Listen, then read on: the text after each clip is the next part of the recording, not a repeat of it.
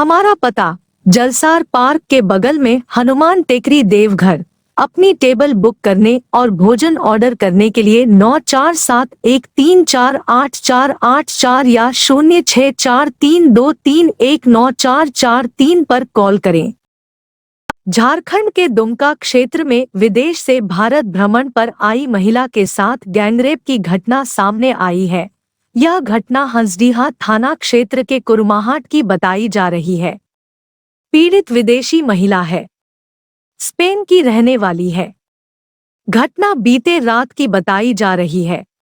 झारखंड विधानसभा में बजट सत्र चल रहा है। सदन के बाहर विपक्ष और निर्दलीय विधायकों ने कहा पूरे मामले की जांच हो और दोषियों को फांसी की सजा हो। झामुमो की सरकार लूट खसोट की सरकार है, तो वही सत्ता पक्ष ने कहा पूरे मामले की जांच होगी, हमारी सरकार दोषियों के ऊपर कार्रवाई भी करेगी। क्या बीजेपी सरकार में इस तरह की कई घटनाएं नहीं हुई है? विदेशी महिला के साथ दुष्कर्म का मामला सामने आया है। पूरे मामले का निष्पक्षता से जांच की जाएगी। लॉ एंड ऑर्डर को लेकर लगातार देखिए, बहुत ही दुखद घटना है और मैंने डीजी पुलिस से भी बात किया है सवेरे, और मैंने कहा कि एक तो प्रॉपर उसका इलाज हो और जो भी उसके दोषी हैं उन लोगों को कठोर से कठोर सज़ा मिले, ताकि फिर कोई दूसरे लोग हिम्मत नहीं कर सके इस प्रकार के दरिंदगी करने की। और तीसरा मैंने कहा कि जो यहाँ पुलिस है वहाँ पर,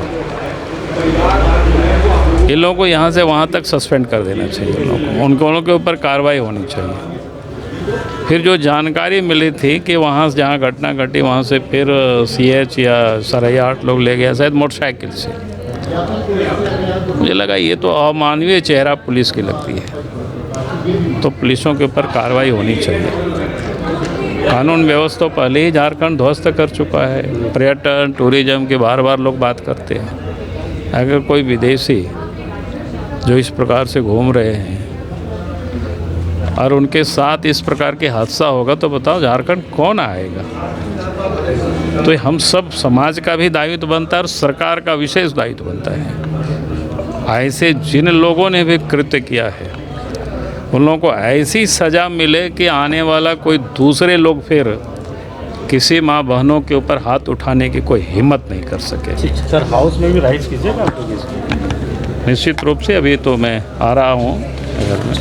ठीक, घटना घटी है जो वो विदेशी युवती के साथ जो रेप की घटना घटी, उसको किस तरीके से देखेंगे? आप ये उसको किस तरह से देखेंगे? ये निश्चित रूप से बहुत ही शर्मनाक है, और एक महिला होने के नाते ये सारा चीज़ जब सुनने को मिलता है तो पूरा हमें झंझोर के रख देता है। इस तरह का मामला आज भी हमारे समाज में इस तरह के लोग जो हिम्मत करते हैं महिलाओं के साथ गलत करने के लिए, जो महिलाओं को बस एक वस्तु समझते हैं, और ये निश्चित रूप से ऐसे लोगों को सबक सिखाने का ज़रूरत है। और आज के समय में भी अगर हम लोग, ये तो सदियों से ही चलता आ रहा है, लेकिन आज महिलाएं काफ़ी सशक्त हो गई है, उसके बाद भी इन सब चीज़ों को फेस करना पड़ रहा है।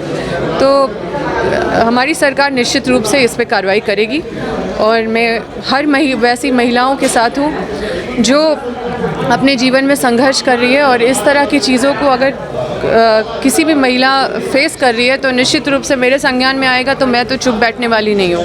और ऐसा कोई भी हादसा होता है उस पर सरकार को कड़ा से कड़ा कार्रवाई करना चाहिए, चाहे वो कोई भी सरकार हो। इस पर राजनीति बिल्कुल नहीं होनी चाहिए, चाहे कोई भी पार्टी हो, इस पर बिल्कुल कार्रवाई होगा और हमारी सरकार ये कार्रवाई करेगी।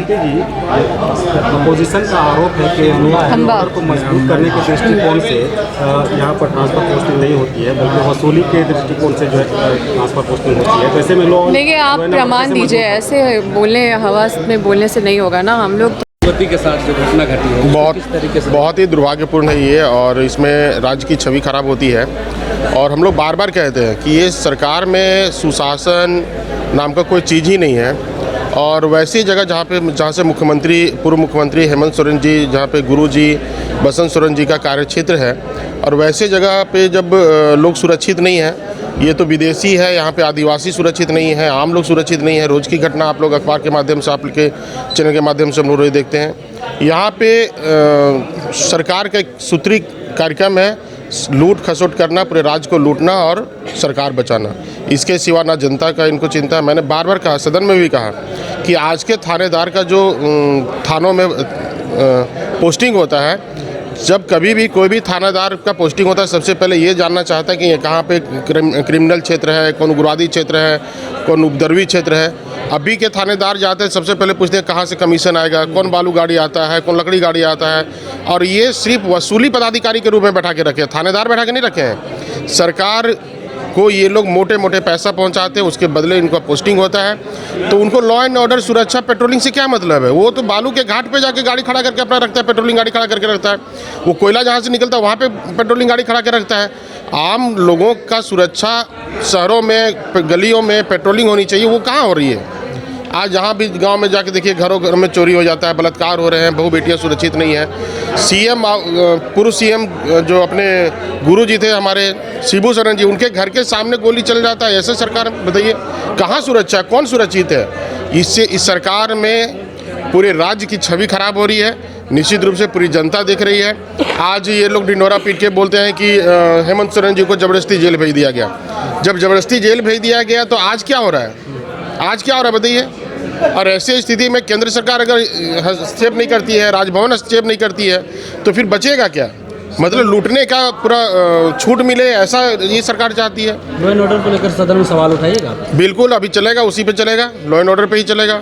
और हमने बार बार जितने भी हमारे वक्तव्य हुए हैं सदन में, हमेशा मैंने लॉ एंड ऑर्डर को लेकर के सीओ, बीडीओ जो लूट मचा रखा है सब जगह पे, दारोगा लूट मचा रखा है। यहाँ तो सारे लोगों का पोस्टिंग, चपरासी तक का पोस्टिंग बिना पैसे का नहीं हो रहा है। क्या सरकार चलेगा? क्या आम जनता को सुरक्षा मिलेगा? ये सरकार में सिर्फ लूट कर खसोट चल रहा है, कुछ नहीं चल रहा है। कहना चाहेंगे कि विदेशी युवती के साथ जो घटना घटी है आपकी सरकार में, तो एक विदेशी महिला के साथ या युवती के साथ ऐसा होता है, झारखंड का छवि कितना खराब होता है? नहीं, गलत है, घटना है और हम उसकी निंदा करते हैं। गलत है, सरकार को उस पर कार्रवाई करनी चाहिए। 1 और 2 की रात्रि को करीब 10:30 11 बजे हंसडीहा पुलिस गश्ती टीम द्वारा गश्ती की जा रही थी। उसमें 2 लोगों को सड़क किनारे देखा गया खड़े हुए, तो उनको रोका गया। रोक के उन लोगों के द्वारा बताया गया कि हम लोग के साथ घटना हुई है, लगा उन लोग के साथ कुछ घटना हुई है मारपीट जैसी। चूँकि स्पेनिश इंग्लिश बोल रहे थे तो पदाधिकारी लोग को समझ में नहीं आया, तो लोग कुछ घटना हुआ बोल को हॉस्पिटल ले गए।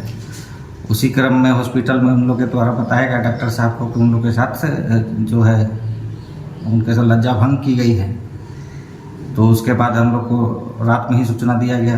करीब 1-1:30 बजे हम लोग को सूचना मिली कि इस तरह की घटना विदेश से आए जो बाइकर्स और टूरिस्ट थे, वो लोग जा रहे थे, तो उनके साथ ऐसी घटना हुई है। क्योंकि हम लोग को पूर्व में इस तरह की कोई सूचना नहीं प्राप्त था कि इधर से कोई भी विदेशी नागरिक आ रहे हैं या जा रहे हैं। लगातार गश्ती होती रहती है और इसी क्रम में ये सूचना मिला।